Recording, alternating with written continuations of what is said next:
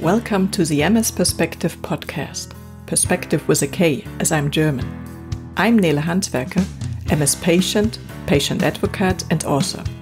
I'm bringing you interviews, inspiration and information about living with multiple sclerosis and show you ways how you can positively influence the disease and make the best out of your diagnosis.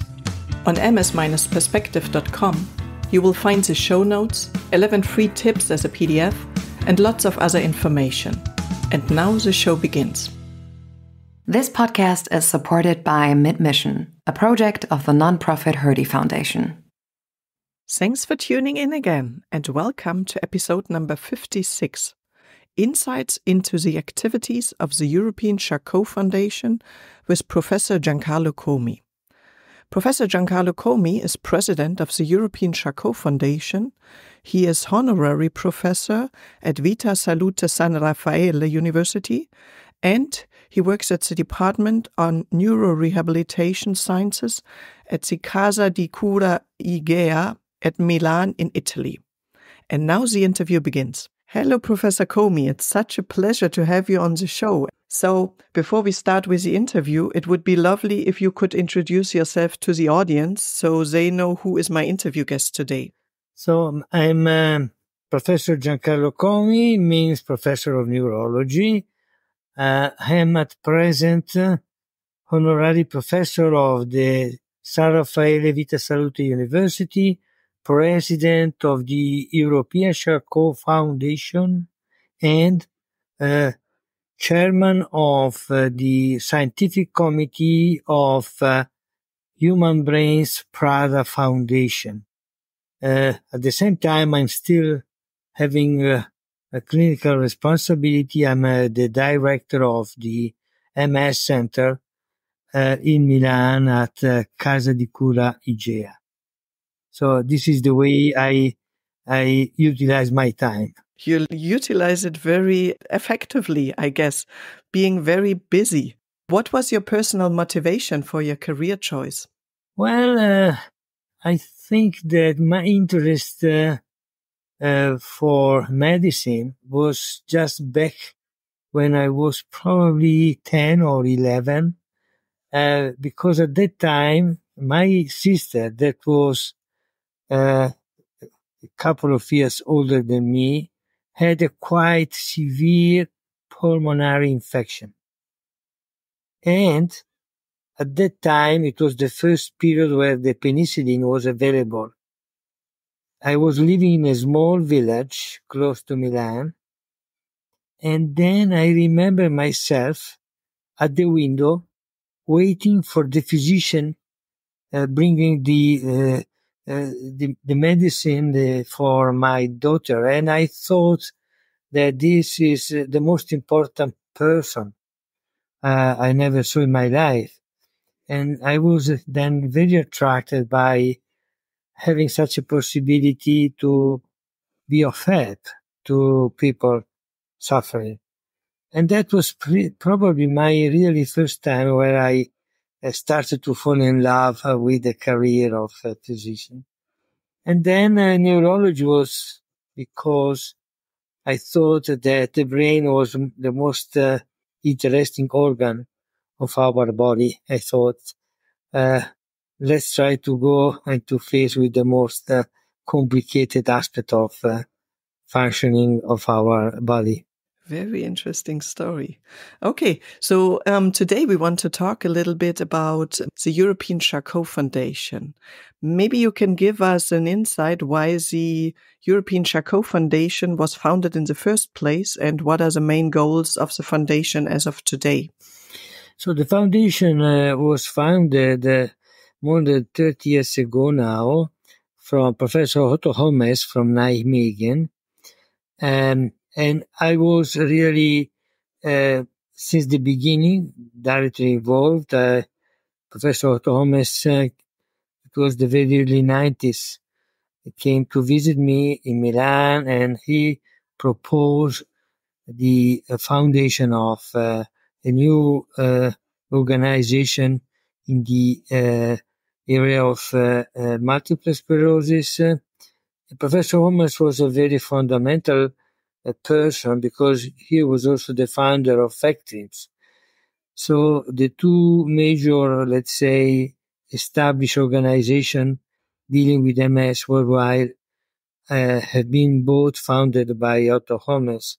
And then I was really, in some way, involved in both since the beginning, because also I was present in 83 when we met in the Netherlands to found the ECTRIMS. So it is a bit natural evolution of the ECTRIMS story when it has been decided to go from ECTRIMS to European Charcot Foundation. And then about 15 years ago, I have been asked to take the responsibility to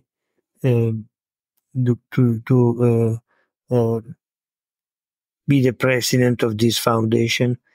And that's a bit, very shortly, the story of the foundation. Concerning the model, the foundation, of course, is an organization with a very specific aims that are education from one side and networking and the promotion of research in multiple sclerosis. Sounds good. How international is the European Charcot Foundation? Who takes part in it? Okay, the European Charcot Foundation, the name is there, was at the beginning an organization restricted to Europe, but let's say in the last 10 years when I got president, we thought the foundation that we have to expand our interest, not to be only concentrated in Europe, but also to move outside Europe. And now the foundation has quite clear presence worldwide, from Australia to China, from Japan to Central America, South America, North America, and of course Europe. So it's really more a worldwide organization, but we still maintain the name of European because we want to in some way underline where we are born as a foundation. That makes sense. And we have representative of the foundation everywhere, and we organize educational activities really everywhere. Usually, let's say 10, 15 symposia, courses in all these different continents every year. Wow, that's a lot. What is the importance of the annual meeting and how does the exchange work the rest of the time? Well, it is interesting, this question, because the annual meeting was the only activity at the beginning.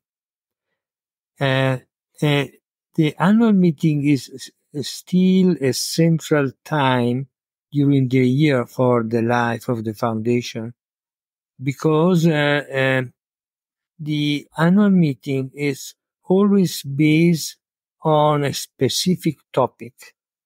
We do not have parallel sessions. We like a lot to activate discussion, exchanges of information.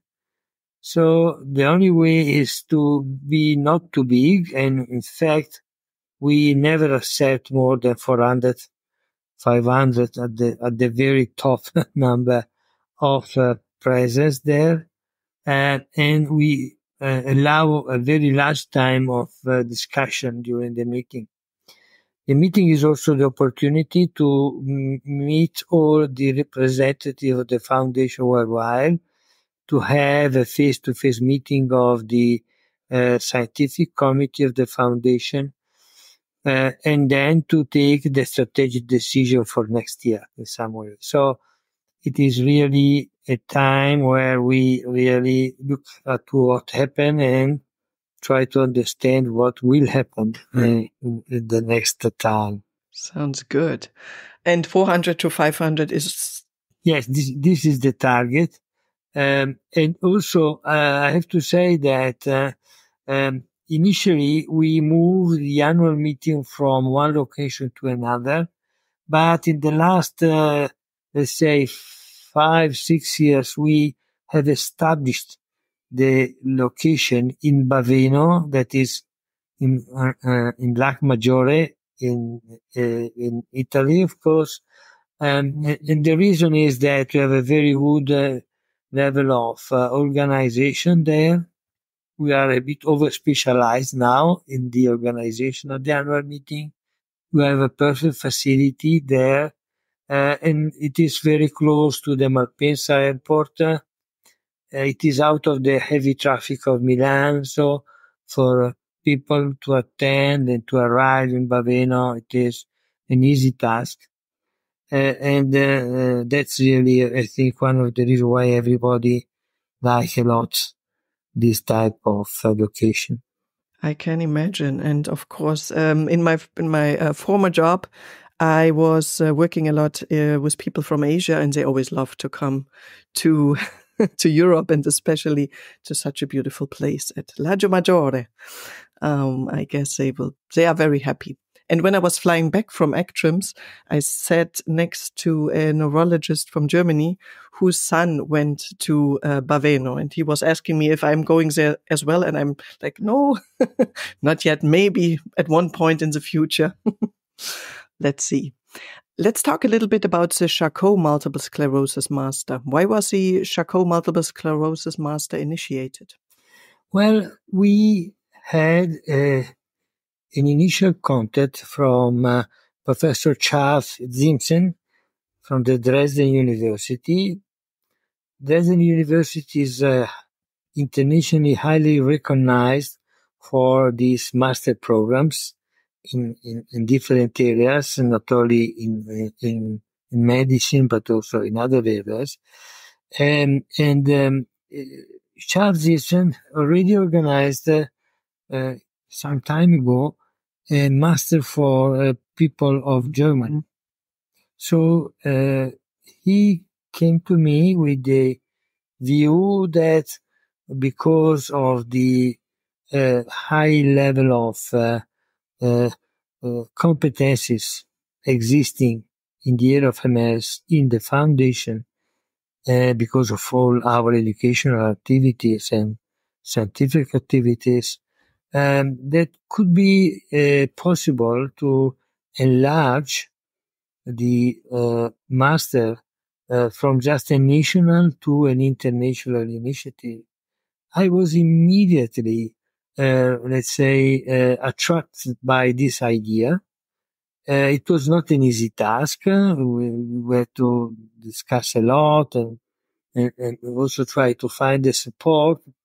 But at the end, the decision was taken. The proposal was approved by the board of the foundation, and now 1.5 years ago we started.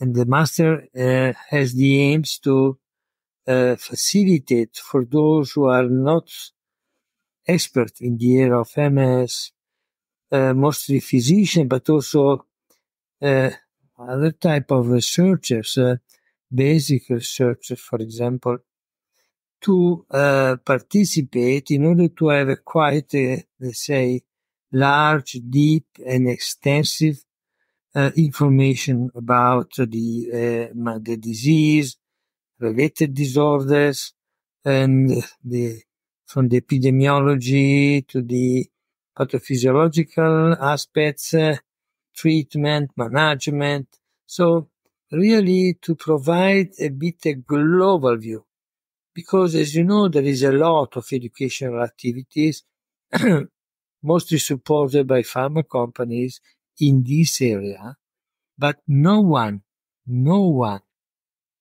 is really having a global approach with all the different aspects, involved in the program. The second very strategic decision was that this master has to be open also to persons who are already with an employment. So we had to then to organize the master with a predominance of webinars and let's say location of activities during the weekend when the people are not working, and we succeed by large, still with some problems because it is not an easy task. But at the end, we are now approaching the end of the course that is lasting 2 years, and the let's say the reaction of students has been quite positive. Students are coming from really everywhere. And again, it is the first exercise. We are now discussing about a second master, and the decision will be taken in the next couple of months. But we are in some way proud of what has been organized here. The major point is that these masters are extremely expensive for obvious reason, because we had more than 100 teachers. Plus, we have specific on-site activities that occur in Barcelona, at the Warteblom Institute, in Dresden, at the Clinical University of Neurology, and next month here in Milan at the Casa di Cura Igea. So again, it is a tremendous effort, and the major problem is at present is to have let's say a good budgetary plan in order to continue with this type of initiative. I think is of great help for the present master. We have been able to find some money in order to co-finance some of the fees for some students who had no possibility to afford the entire fee for the participation. So that's really something that we have to take care of.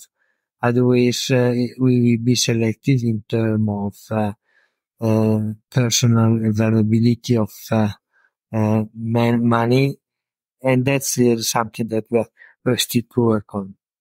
Yeah. Yes. I mean, I love this program. I'm taking part in the German version. And as a patient myself, I think it's really important to have good experts to be treated by on.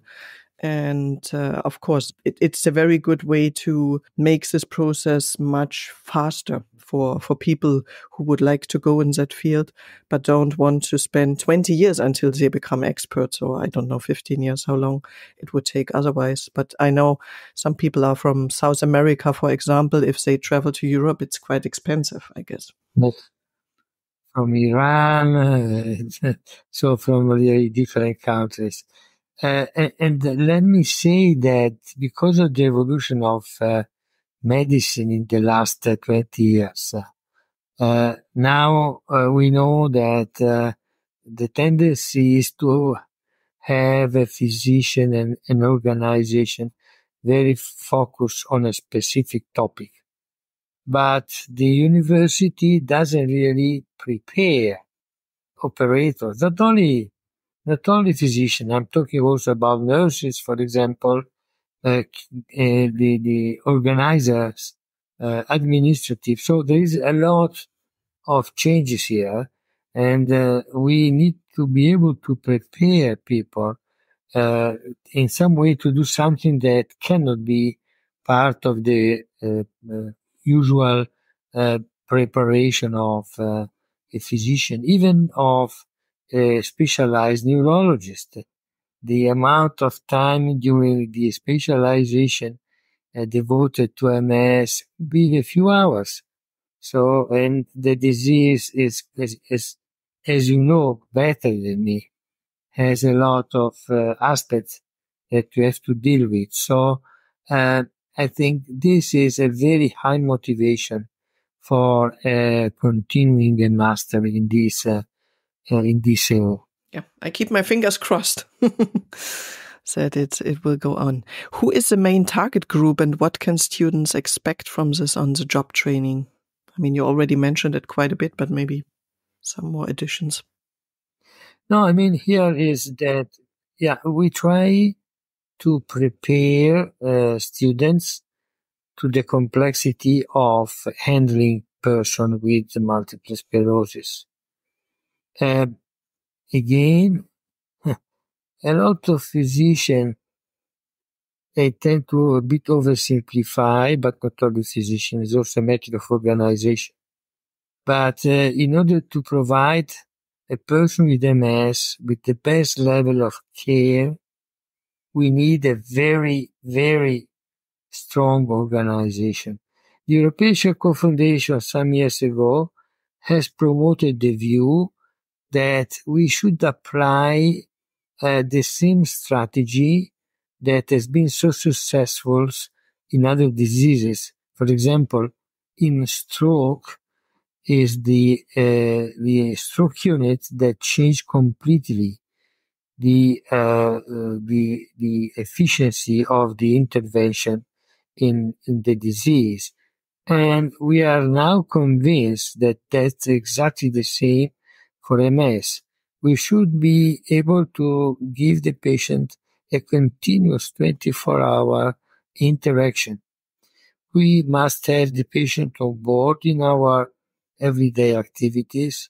We must be able to immediately react for complication. And now that we have a lot of very strong disease-modifying treatments, we have much better, of course, control of the disease.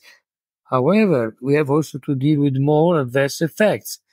So in order then to maintain a very good level of benefit to risk ratio, we must be able to be very, very rapid to react to potential adverse effects, and also to satisfy all the questions that can came in the mind of the person with MS. So this is the MS care unit, and at the end, the master is a way to promote and to prepare people to work in an MS care unit, to have these very specialized people who may then become the actors of the tomorrow delivery of assistance to persons with them. Yeah. So how do MS patients ultimately benefit from the Charcot multiple sclerosis master? Well, this is exactly what we would like to see. A person with MS who may really, in the everyday clinical practice, find now physicians, nurses more prepared, very well informed about what is the evolution today, and really able to react. So the aim of education is to increase the quality of the management of the disease. And this is what we expect. Of course, we will need then to verify that it may happen in some way. However, I have to say, based on the interaction I had with the students, I am very confident that they will really be able to increase the quality. Of course, there are excellent operators in the area of MS everywhere, no doubt about that. But it is also important to build this view of the model of delivery of assistance for the person with MS, which is something that we still need to work on, because still some patients are followed by individual physicians. Some of them, they just maybe see one or two patients per week, so they are really not highly specialized in this area. And the risk is that if there is not enough good organization, then the physician cannot really decide to go for a very strong treatment, because he is a bit worried of the consequences of potential adverse effects.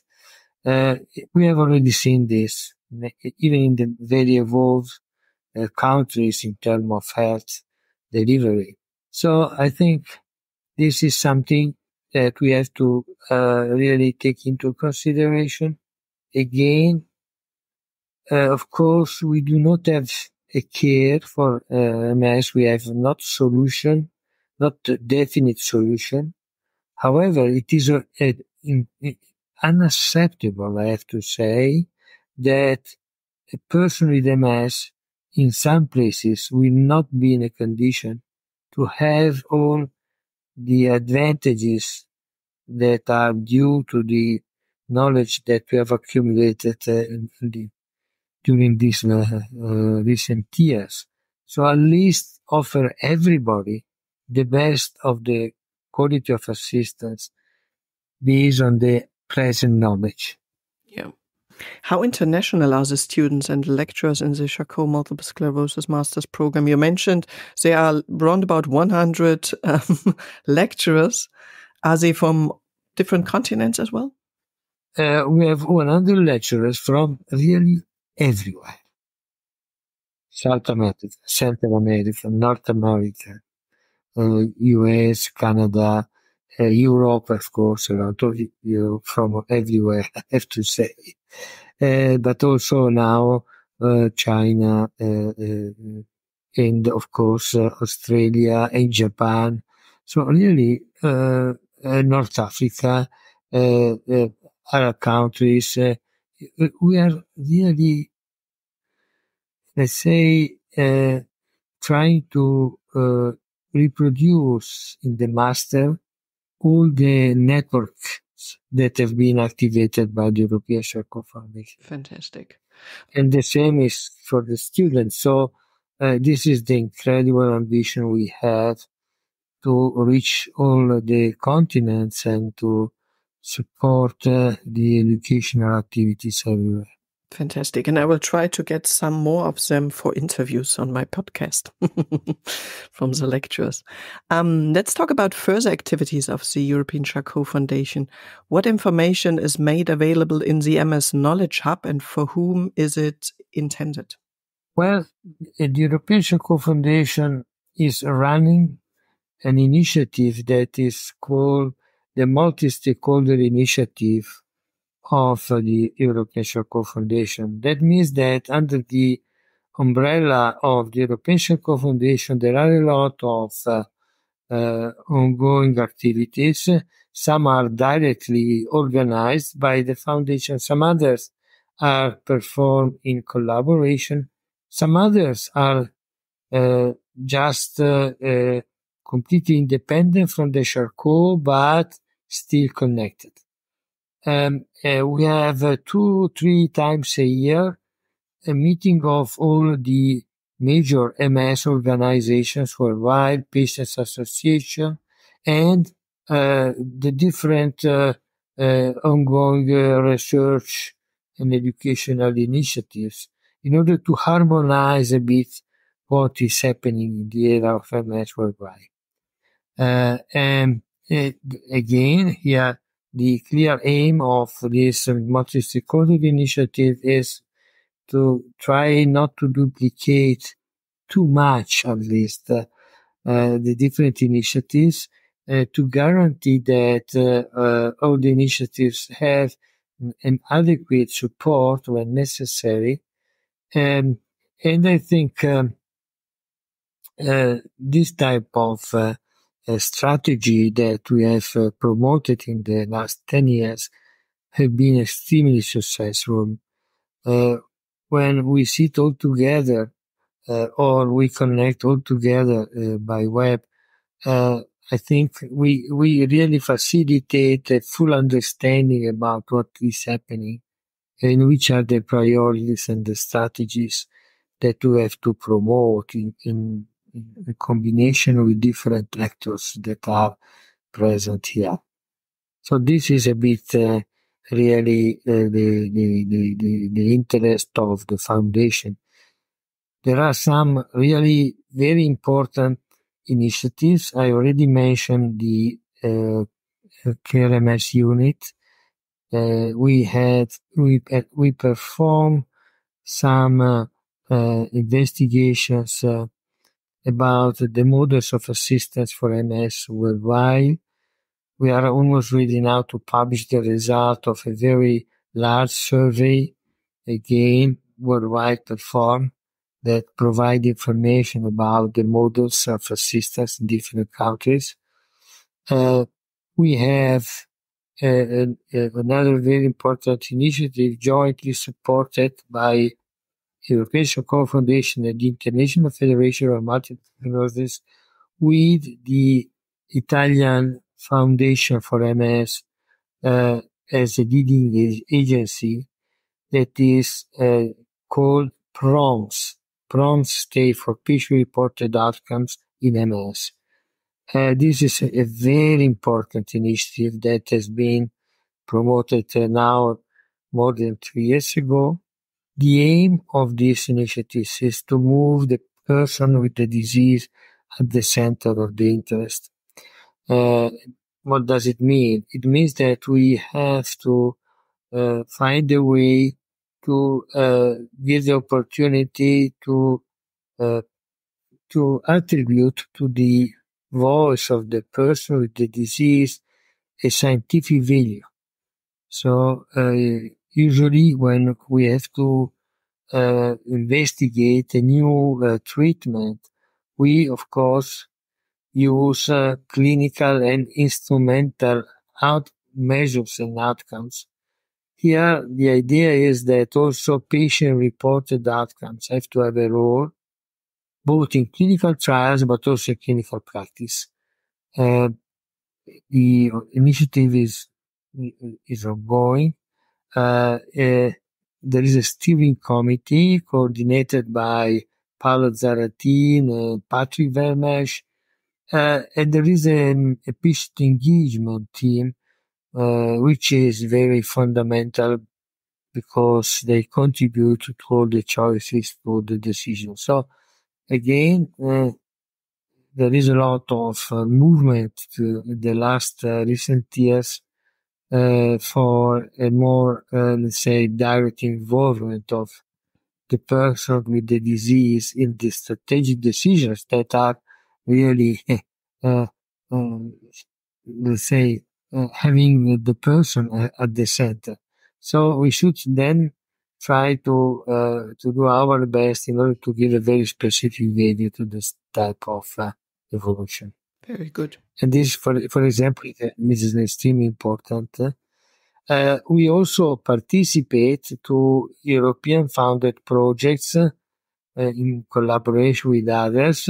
We succeed in some recent application in the IHI programs, for example. And again, we are contributing to develop a better model of delivering assistance, a better way to estimate the impact of disease-modified treatment and the disease diagnosis and so on. So again, quite a diffuse activities. Very good. How active is the European Charcot Foundation at the major MS congresses, and what role does it play there? Well, we have a very special connection with ECTRIMS. All the past president of ECTRIMS became part of the scientific committee of the European Charcot Foundation, just to have a quite clear establishment of the link between these two organizations. We, as the European Charcot Foundation, we are present in all the different CTRIMS that are taking place in different countries. Just to give you an idea, we have been present with the symposium at the ECTRIMS, that is the North American organization. We have organized this last year two major events, one in Brazil, one in Argentina.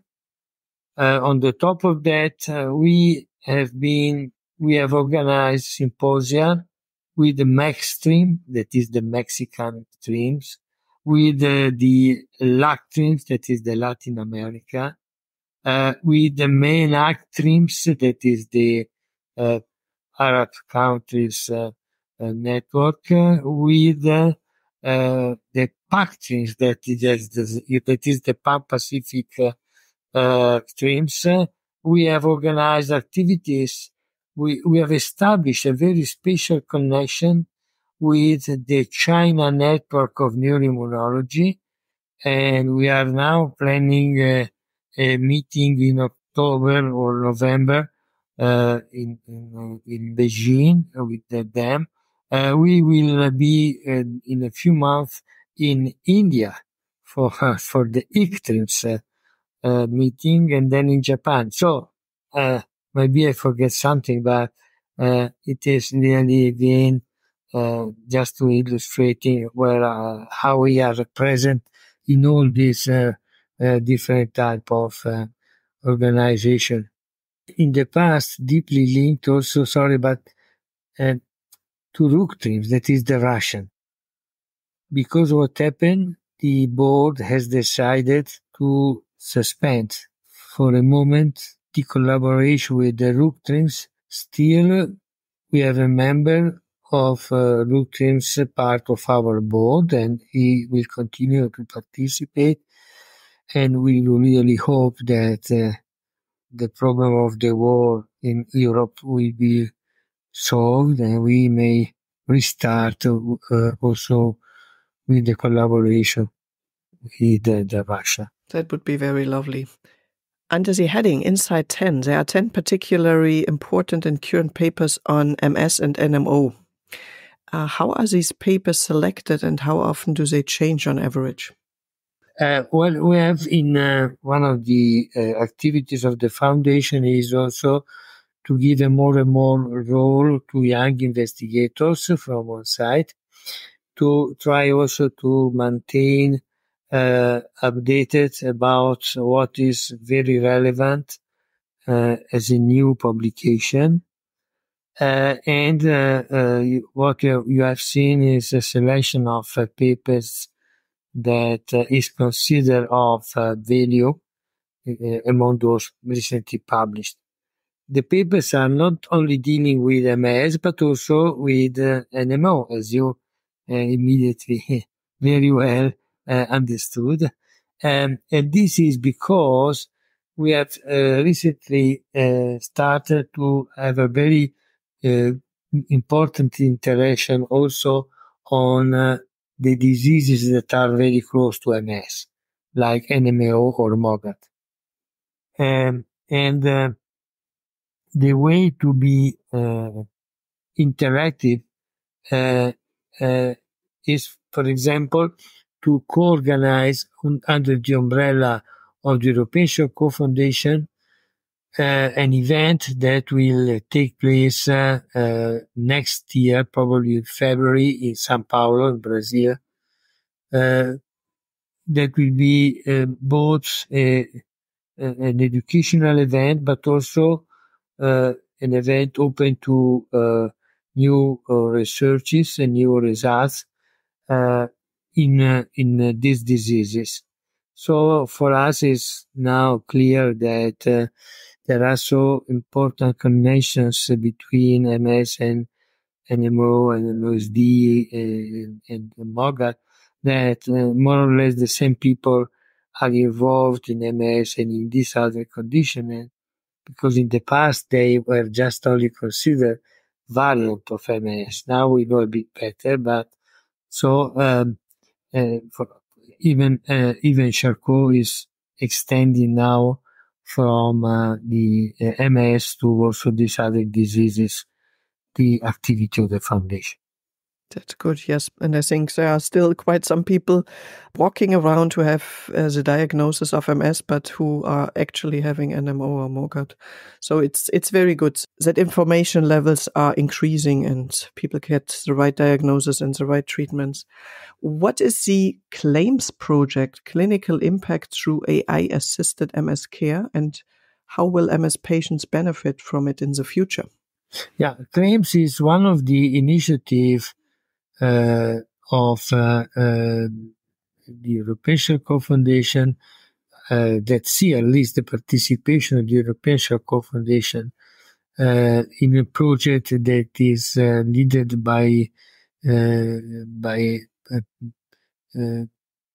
Paul Friedman from La Charité di Berlin, and Icometrics as a company. As you know, these are projects of the IHI, and these are initiatives that are jointly supported by the European uh, um, organization and by the pharma and technological and technical companies. It is a very interesting type of um, uh, projects because they see a joint effort of different industry and academic patients association organizations. The CTRIMS is a project aiming at try to use the artificial intelligence to understand the better way to select a given treatment for a given patient and then to monitor the effects, efficacy, and safety of this type of treatments.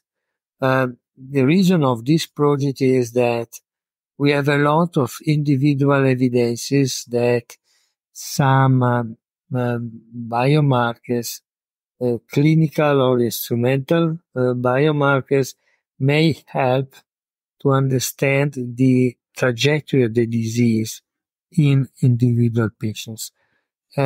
Everybody who has even a very minor knowledge of MS knows that there is a lot of interpatient variability. Some patients are fine for the entire life.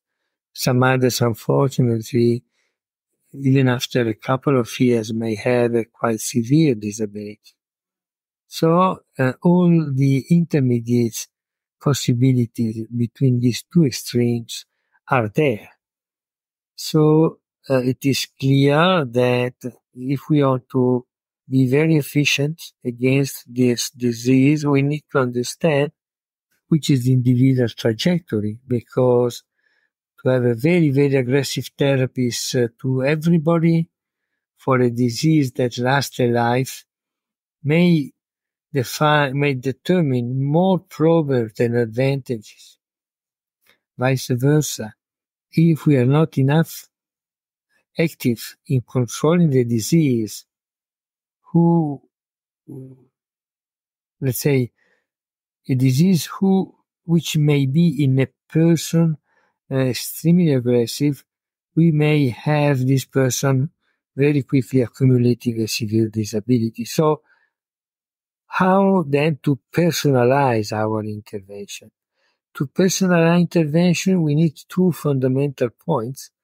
From one side, we need to have a quite large range of different disease-modifying treatment. And from the other side, we must have a quite large variability of the evolution of the disease. So then if we have these two conditions, and no doubt that MS has these two conditions, then there's a third necessity, that is to have the possibility to understand as early as possible which is the individual trajectory. So to have prognostic and predictive factors. CTRIMS aims to use the artificial intelligence to analyze data collected in a retrospective way and data collected in a prospective way in large population of patients in order then to be able to find the best combination of markers, including patient blood. including patient-reported outcome. Yes, as I belong to the mild course, I don't want to be treated with the high efficacy treatments, but of course they are very helpful for the ones with the aggressive version of MS. So I always love to see these things happening where it comes really down to make individual decisions based on the individual patient that are suitable for that disease course. But of course, it's not easy, and I think AI can help a lot there. Let's come to the quickfire Q&A session. Complete the sentence. For me, multiple sclerosis is? Well, for me, multiple sclerosis is an enemy that we need to confrontate with and do our best to win the confrontation, which in the past was quite far from the reality, but more and more we are approaching such a possibility. So that's really the fundamental point. I feel sometimes to be like a policeman. So I have to confront it with something that happened to a person, and I have to try to understand which have been the different facts and different conditions that have determined what happened. I have to try to understand which is the vision of the person herself or himself, and then try to really find the best way to be of help to the person.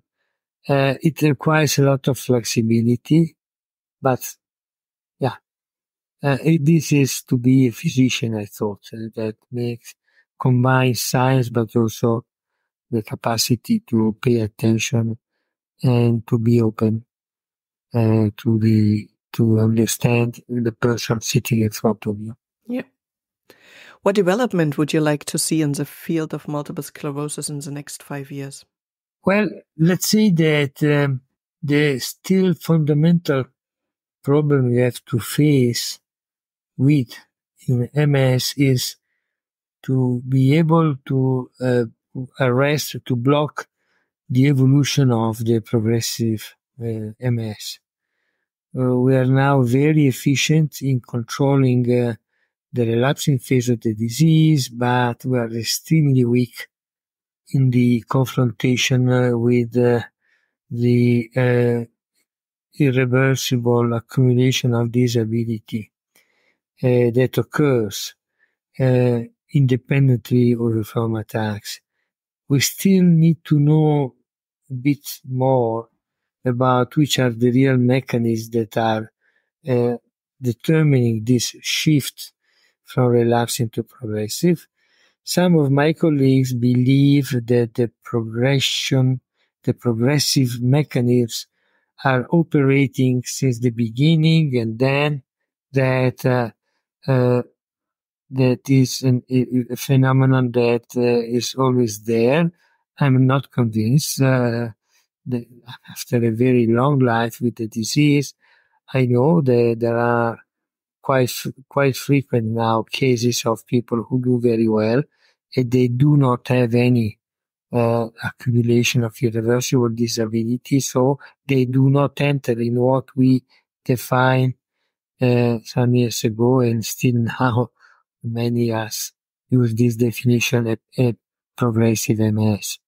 So my really fundamental, let's say, advancement in MS is to find a treatment for the progressive MS, whatever it is, and that's really the major point.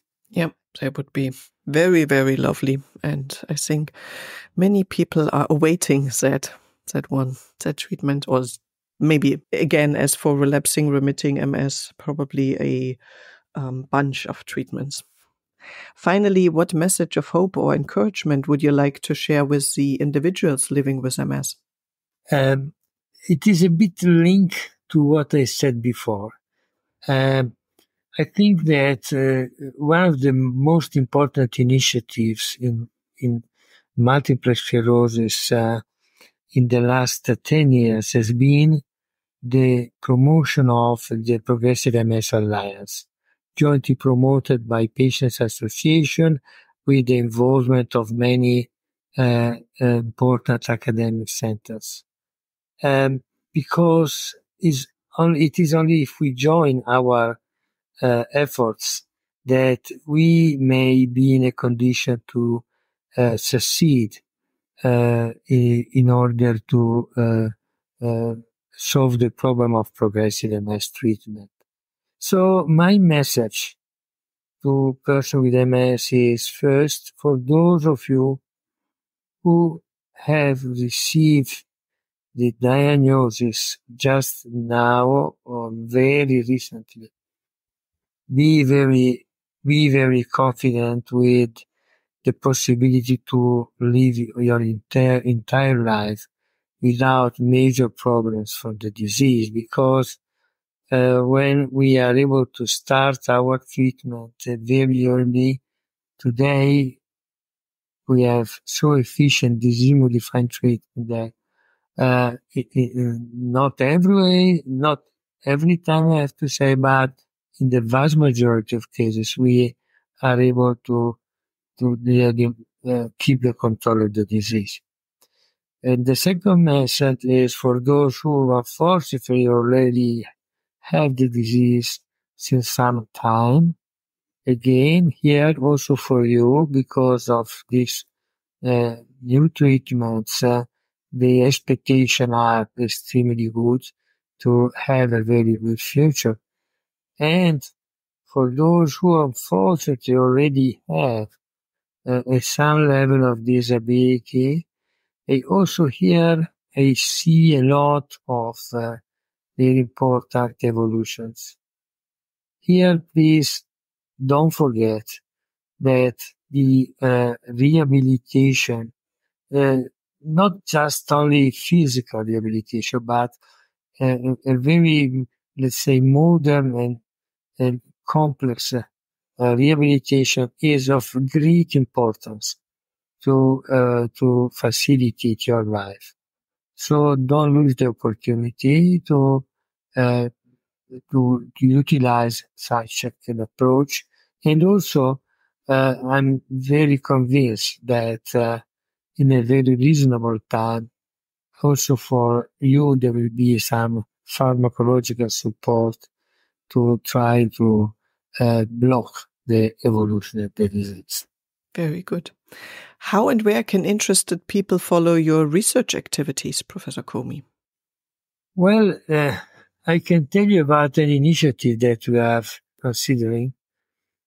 One of my recent activities, I told you, is to be the chairman of this Prada Foundation Human Brains. Our target are neurodegenerative diseases, so a bit larger view, not only MS, but also other diseases that chronically may affect the central nervous system. And here we are organizing for the fall of this year a combination of an international meeting on the prevention of these diseases and an exhibition to try to inform people in a very lazy way, in a very understandable way, about what has to be done in order to reduce the risk of these diseases and trying to prevent the negative evolution of the disease. And we thought that this exhibition has to, at the same time, to have in parallel a lot of workshops and focus groups on some of the key aspects of the prevention and management, with the contribution of patients' organizations, in order to not to maintain the level of information just at the level of experts, but again to see now more and more a bit the responsibility of science to be open to everybody. There have been a lot of, attacks to the science, and in some way, some of the reasons of these attacks were probably due to the fact that we didn't use appropriate language and enough considering to be understandable. And I think this is again a fundamental aspect. The European Charcot Foundation, okay, of course, is fully active here. The PROMS initiative I just mentioned before is another way. So, if you allow me to close this interview with this really fundamental consideration, we should really be able not just to use words without actions when we speak about the patient at the center of the disease. To be at the center means that you are not to be there passive, just listening or just to be object of the interest.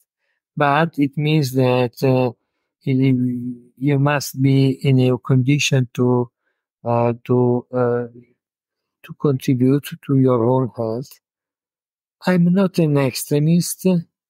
I don't like some views that the person with the disease should be able to handle herself or himself. I'm not in favor of that. I want to be clear.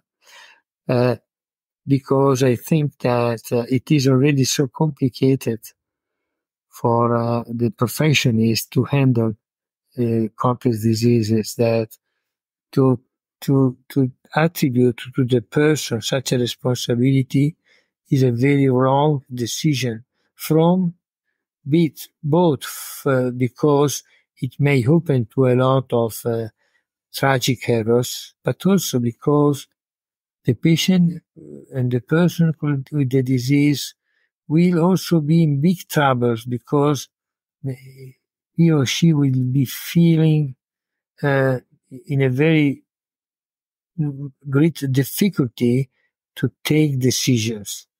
It happens to me after 50 years of MS story. So it is right that I have to accommodate this type of not easy task, not reasonable to charge the person with the disease also with this responsibility. Having said that, nevertheless, we should try really to come together for a better management of the disease. Yes. Tjalf Thiemsen is actually my neurologist, and he prefers always the metaphor of a partnership. He is a trainer. He knows, of course, all the facts, and I'm the player on the field, the soccer player or whatever, who has to take certain steps and certain activities, and I have to decide if I want to do it or not, if I can manage to do it, but he is the one with the competency, and he knows, of course, best because he is the expert. And I like that approach, the team approach, that it's a working together. Professor Comi, thank you very much. Thank you very much for that interview. It was very interesting, and thank you for all your efforts and all your time you are putting into making the life of us people living with MS better. And greetings to lovely Italy, to lovely Milan. Bye-bye. Okay, it was a pleasure. All the best. Bye-bye. I hope you enjoyed the interview and learned more about the European Charcot Foundation, which is really important. And I think especially that approach of trying to focus energies of organizations worldwide and not doing the same thing at 3 different locations is very, very important. So thanks again to Professor Comi. By the way, next time I will be talking about another MS symptom, depression and MS, and how to find your way back to emotional balance. It is so important to be resilient and to have a stable emotional balance, because otherwise you can't work on staying as healthy as possible, going out, doing sports, all these things. It's very important that you are not additionally with less energy, because lots of people have already fatigue. So it's really important to have that emotional balance. So please tune in again.